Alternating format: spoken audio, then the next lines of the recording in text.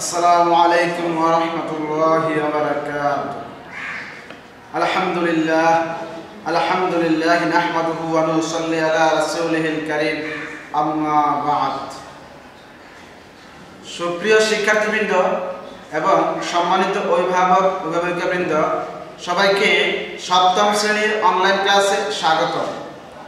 আজকে আমরা সপ্তম শ্রেণীর ইসলাম ও নৈতিক শিক্ষা বিষয়ের চতুর্থ অধ্যায় আখলাক এর পাঠ 3 স্বাধীনতাবোধ, যেটাকে আরবিতে বলে আত-তাহযীব, পাঠ 4 সৃষ্টির সেবা, যেটাকে আরবিতে বলে খিদমাতুল খালক, এই সম্পর্কে আমরা জানব। প্রথমে আমরা আখলাক সম্পর্কে কিছু ধারণা নেই। আখলাক শব্দটি আরবি, এটা এক বছর বহু বছরের খুলুকুন। আখলাক হচ্ছে মানুষের স্বভাব, চরিত্র, চাল চলন, তার সার্বিক সকল বিষয়ের সমন্বয়ে আখলাক।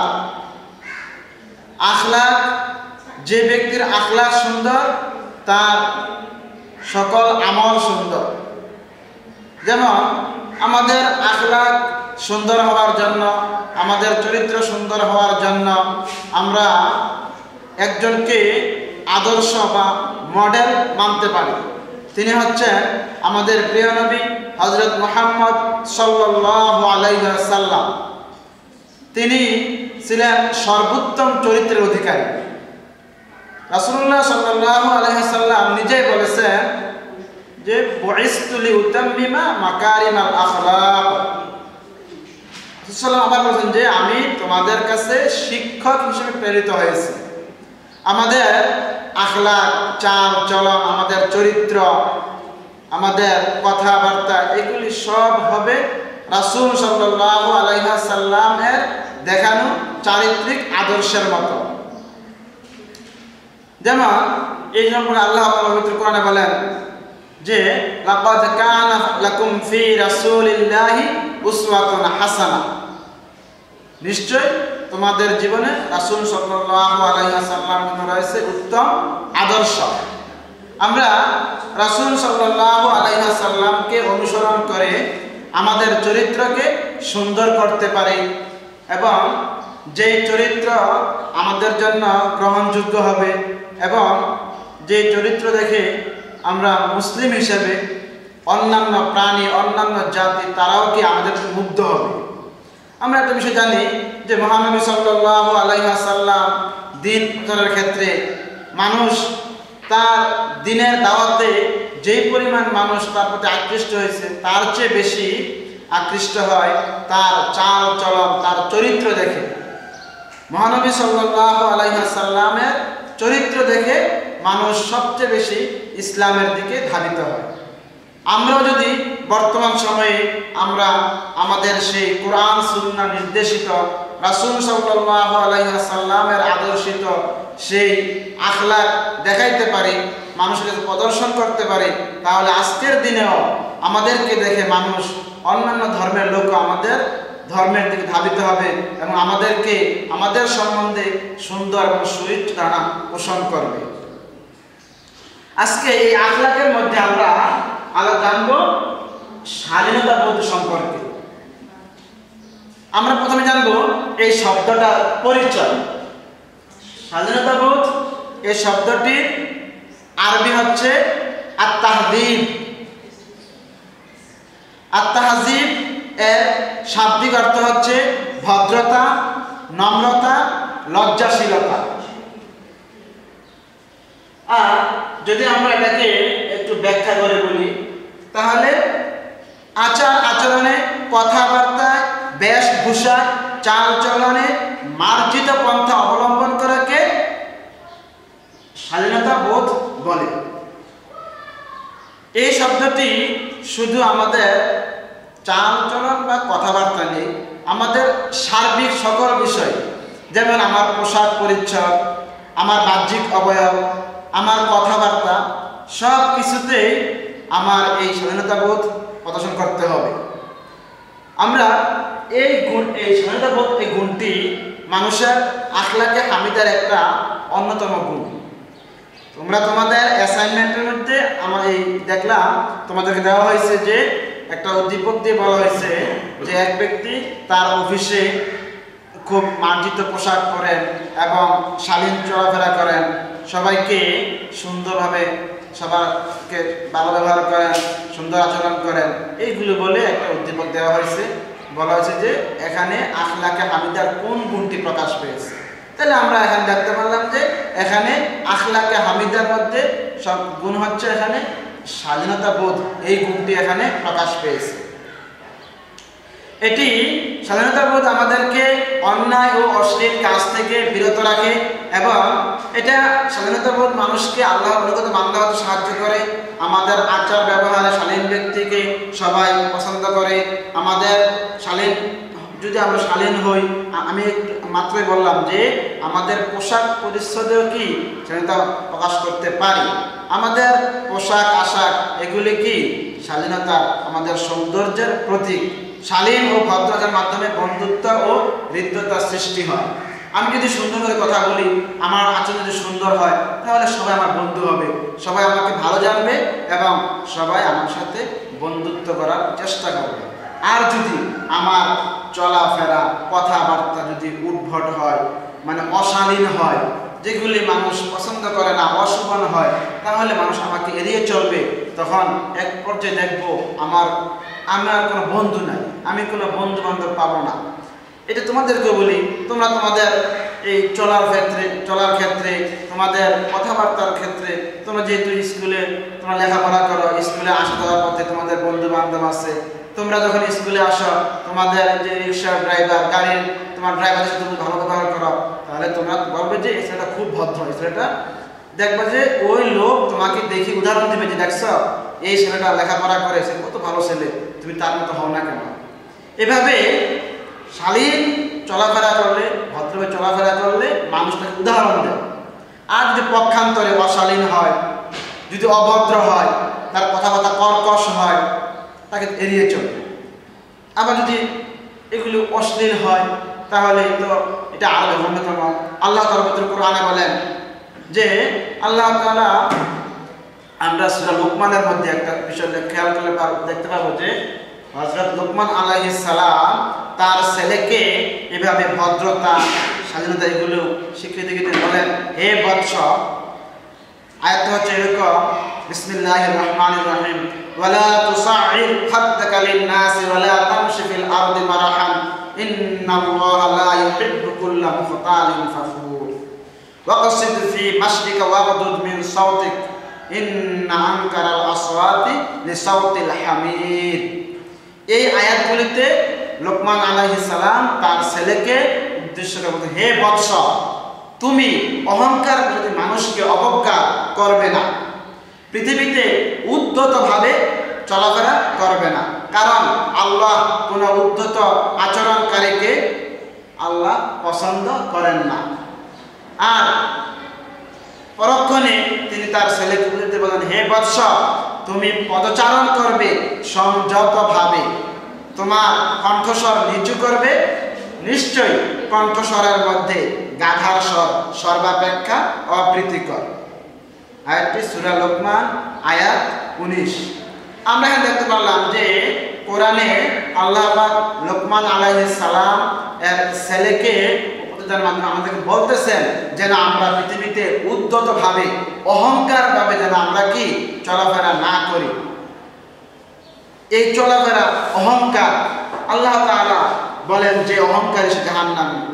হাদিসে কুদসিতে আছে, আল্লাহ তাআলা বলেন যে অহংকার আমার ভূষণ, তোমরা আমার ভূষণ নিয়ে টানাহেঁচড়া করো না।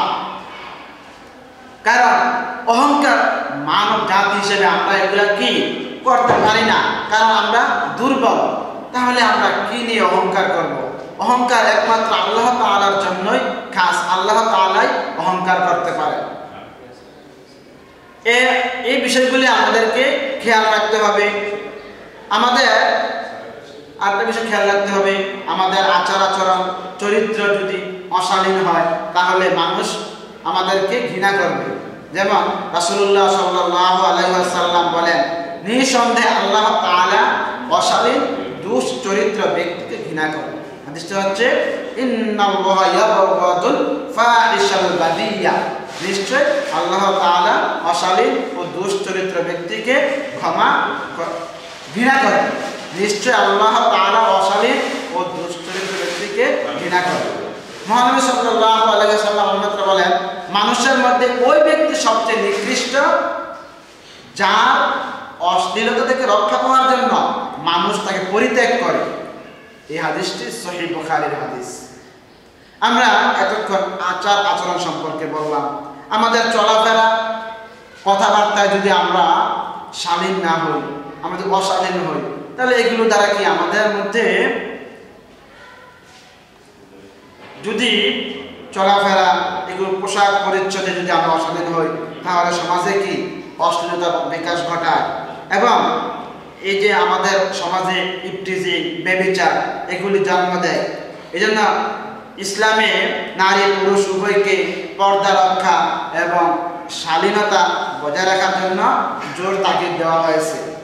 আল্লাহ তাআলা পবিত্র কোরআনে সূরা আল আহজাব আয়াত 33 আল্লাহ তাআলা ইরশাদ করেন, ওয়াকারনা ফি বুয়ুতিকুন্না ওয়ালা তাবাররাজনা তাবাররুজাল জাহিলিয়াতিল উলা, আর তোমরা নারীরা নিজ গৃহে অবস্থান করবে এবং প্রাচীন জাহিলি যুগের মতো নিজেদেরকে প্রদর্শন করে বেড়াবে না।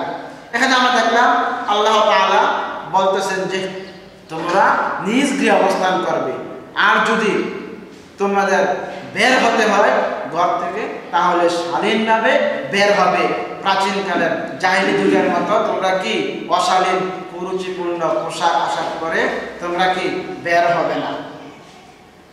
এভাবে আমরা আল্লাহ তাআলা এবং হাদিসের মাধ্যমে আমরা জানতে পারলাম যে শালীনতা একটি ইবাদত বটে। যদি আমি আমার আচার আচরণে কথাবার্তায় শালীন হই, তাহলে আল্লাহ তাআলা আমাকে পরকালে মুক্তি দিবেন। এটা আল্লাহ তাআলার হুকুম, আল্লাহ তাআলার আদেশ পালন করার দ্বারা আমরা কি শান্তি লাভ করতে পারি। আমরা দেখে এখানে লিখেছি পাঁচটা সৃষ্টির সেবা। এটাকে আরবিতে বলে খিদমাতুল খালক। দেখো দুইটা শব্দ, খিদমাতুল খালক, খিদমাত অর্থ সেবা করা, পরিচর্যা করা, খালক সৃষ্টি। তাহলে আমরা খিদমাতুল খালক অর্থ সৃষ্টির সেবা। আর যদি আমরা আরেকটু ব্যাখ্যা করে বলি ইসলামী পরিভাষায়, আল্লাহর সৃষ্টির প্রতি দয়া ও সহানুভূতিশীল হয়ে আদর যত্ন করা নামই হলো সৃষ্টির সেবা। মহান আল্লাহ এই পৃথিবীতে মানুষকে আশরাফুল মাখলুকাত হিসেবে সৃষ্টি করেছেন। মানুষ সৃষ্টির সেরা জীব। আর মানব জাতি ব্যতীত অন্যান্য সকল সৃষ্টিকে আল্লাহ পাক মানুষের সেবার জন্য সৃষ্টি করেছেন। এখন যদি আমরা আমাদের মানুষ ছাড়া অন্যান্য জীব জন্তু প্রাণীকুলের সেবা নিতে হয়, তাহলে এগুলো এইসব জীব জন্তুকে প্রাণীকুলকে সৃষ্টিজীবকে আমাদের সেবা করতে হবে, পরিচর্যা করতে হবে, রক্ষণাবেক্ষণ করতে হবে। আমরা যদি খেয়াল করি যে মানুষ ব্যতীত অন্যান্য যে সৃষ্টিগুলো আছে, যেমন জীব জন্তু পশু পাখি কীট পতঙ্গ পাহাড় পর্বত গাছপালা, এগুলি আমাদের কোনো না কোনোভাবে আমাদের উপকারে আসে এবং আমাদের দৈনন্দিন উপকার দৈনন্দিন আমাদের ব্যবহারের জন্য এগুলি আমাদের প্রয়োজন হয়। তাই আমরা যদি এইসব জীব জন্তু পশু পাখির সেবা না করি, তাহলে আমরা তাদের কাছ থেকে সেবা পাবো না। তাই সৃষ্টির সেবা করা আমাদের জন্য অপরিহার্য বিষয়। এই প্রসঙ্গে রাসূলুল্লাহ সাল্লাল্লাহু আলাইহি ওয়াসাল্লাম এর একটি হাদিস আমরা জানব, ইরহামু মান ফিল আরদি ইয়ারহামুকুম মান ফিস সামা। তোমরা জমিনের অধিবাসীদের প্রতি দয়া প্রদর্শন করবে, তাহলে আল্লাহ আসমানের অধিপতি তথা আল্লাহ তোমাদের প্রতি দয়া করবেন। হাদিসটি তিরমিজি শরীফের হাদিস। এই পৃথিবীতে এই মহান বিশ্বে যা কিছু আছে সকল কিছু আল্লাহ তাআলার সৃষ্টি। সেই হিসেবে সকল কিছু আমাদেরকে সৃষ্টি যেটা আল্লাহ পাক করছেন এগুলো সেবা করতে হবে, এগুলি রক্ষণাবেক্ষণ করতে হবে এবং আমাদেরকে আল্লাহ তাআলার দেওয়া বিধানগুলি সুষ্ঠুভাবে পালন করতে হবে। দেখো, মানুষের উপর প্রধানত দুই ধরনের কর্তব্য রয়েছে। আমরা এটা কেন বললাম, যেহেতু সৃষ্টির সেবার মধ্যে যেটা আমি তোমাদেরকে শুরুতে বলছি যে মানুষকে আল্লাহ পাক সৃষ্টি করেছেন আসল মাখলুকাত হিসেবে, আর অন্যান্য প্রাণীগুলিকে সৃষ্টি করেছে মানুষের সেবার জন্য। এখন মানুষের প্রতি মানুষের দুই ধরনের কর্তব্য রয়েছে। স্রষ্টার প্রতি মানুষের কর্তব্য, এখানে স্রষ্টা বলতে আল্লাহর প্রতি মানুষের কর্তব্য। দুই নম্বর হচ্ছে সৃষ্টির প্রতি মানুষের কর্তব্য। সৃষ্টির প্রতি কর্তব্য আবার দুই রকম, মানুষের প্রতি মানুষের কর্তব্য আর মানুষ ব্যতীত অন্যান্য সৃষ্টির প্রতি মানুষের কর্তব্য। এখন দেখো, আমরা দেখবো স্রষ্টা বা আল্লাহর প্রতি মানুষের কর্তব্যগুলো কি কি। যেমন দেখো, আমাদের আল্লাহ তাআলার কর্তব্য পালন করতে হলে আমাদেরকে সামগ্রিকভাবে আল্লাহর সার্বভৌমত্ব ও কর্তৃত্ব স্বীকার করতে হবে। আমার কাজ কর্ম সকল কিছুর কর্তৃত্ব এবং নিয়ন্ত্রণের মালিক একমাত্র আল্লাহ, এটা আমাকে বিশ্বাস করতে হবে। দুই নম্বরে আল্লাহর দেওয়া সকল আদেশ নিষেধ আমাদেরকে মেনে চলতে হবে। তিন নম্বর হচ্ছে সর্বাবস্থায় নিজেকে আল্লাহর নিকট সমর্পণ এবং তার অনুগ্রহ কামনা করতে হবে। এগুলি আল্লাহ তাআলার প্রতি আমাদের কর্তব্য। দুই নম্বরে দেখো সৃষ্টির প্রতি কর্তব্য, মানুষের প্রতি মানুষের কর্তব্য। মানুষের প্রতি মানুষের কর্তব্যকে আমরা কয়েকটা ভাগে ভাগ করতে পারি। হাদিস অনুযায়ী রাসূলুল্লাহ সাল্লাল্লাহু আলাইহি ওয়াসাল্লাম বলেন, এক মুসলমানের প্রতি আরেক মুসলমানের ৬টি অধিকার রয়েছে। তোমরা এগুলি হাদিস এখান থেকে শিখবা। এক নম্বরে সালামের জবাব দেওয়া, দুই নম্বরে রোগীকে দেখতে যাওয়া, তিন নম্বরে জানাজায় অংশগ্রহণ করা, চার নম্বরে দাওয়াত কবুল করা, পাঁচ নম্বরে মজলুমকে সাহায্য করা, ছয় নম্বরে হাসির জবাব দেওয়া। এই হাদিসটি সহিহ বুখারী এবং সহিহ মুসলিমে উল্লেখ আছে। আমরা এই হাদিসের আলোকে মানুষের প্রতি মানুষের হক বা অধিকারকে আমরা ৮টা ভাগে ভাগ করতে পারি। যেমন দেখো, এক নম্বরে নিকটাত্মীয়ের হক, দূরাত্মীয়ের হক, প্রতিবেশীর হক, দেশবাসীর হক, শাসক শাসিতের হক, সাধারণ মুসলমানের হক, অভাবী লোকের হক, অমুসলিমের হক। আল্লাহ তাআলা এভাবে মানুষের প্রতি মানুষের হক বা অধিকারকে আদায় করার জন্য বিভিন্নভাবে তাগিদ করেছেন। রাসূলুল্লাহ সাল্লাল্লাহু আলাইহি ওয়াসাল্লাম বলেন, যে ব্যক্তি কোনো মুসলিম ভাইয়ের অভাব পূরণ করে দেয়, আল্লাহ তাআলা তার অভাব পূরণ করে দিবেন। আমরা মানুষের প্রতি মানুষের কর্তব্য জানলাম। এখন আমরা জানবো মানুষ প্রতি অন্যান্য সৃষ্টির প্রতি কর্তব্য। আমি তোমাদেরকে শুরুতেই বলেছি যে আমাদেরকে আল্লাহ পাক সৃষ্টি করেছেন সৃষ্টির সেরা জীব হিসেবে, আর অন্যান্য সৃষ্টিগুলোকে সৃষ্টি মানুষের সেবা করার জন্য।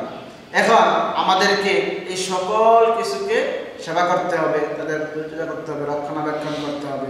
আল্লাহ তাআলা যদি আমরা এইগুলো সব কিছুর সমন্বয়ে তাকে বলা হয় আল্লাহ তাআলার পরিবার। যেমন হাদিসে রাসূলুল্লাহ ইরশাদ করেন, আল খালকু ইয়ালুল্লাহ ফাআহাব্বুল খালকি ইলাল্লাহি মান আহসানা ইলা ইয়ালিহি। ইরশাদ হচ্ছে সমগ্র সৃষ্টি জগৎ আল্লাহর পরিবার, আল্লাহর কাছে সেই ব্যক্তি উত্তম যে তার পরিবারের প্রতি বেশি অনুগ্রহ করে। আল্লাহ তাআলা আমাদেরকে এই হাদিসে জানতে পারলাম যে এই সমগ্র সৃষ্টি আল্লাহ তাআলার পরিবার। আল্লাহ তাআলা খুশি করতে হলে আমাদেরকে আল্লাহ তাআলার এই সৃষ্টিগুলোকে সেবা করতে হবে।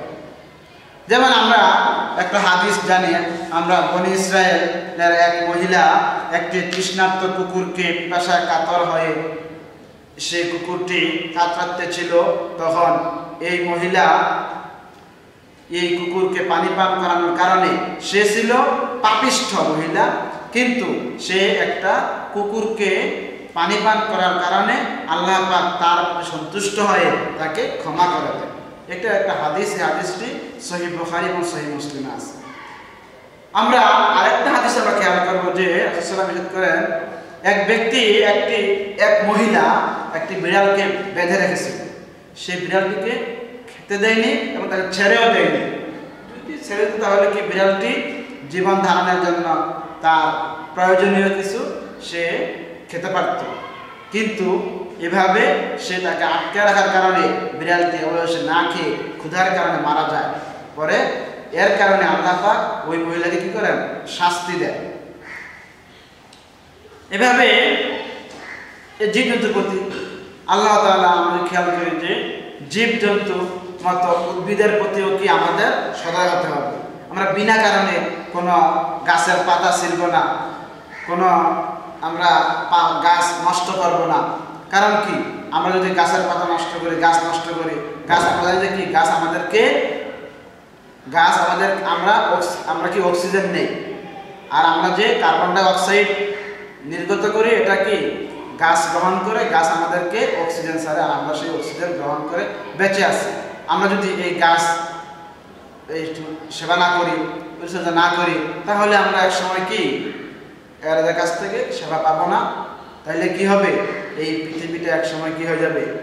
মরুভূমি হয়ে যাবে।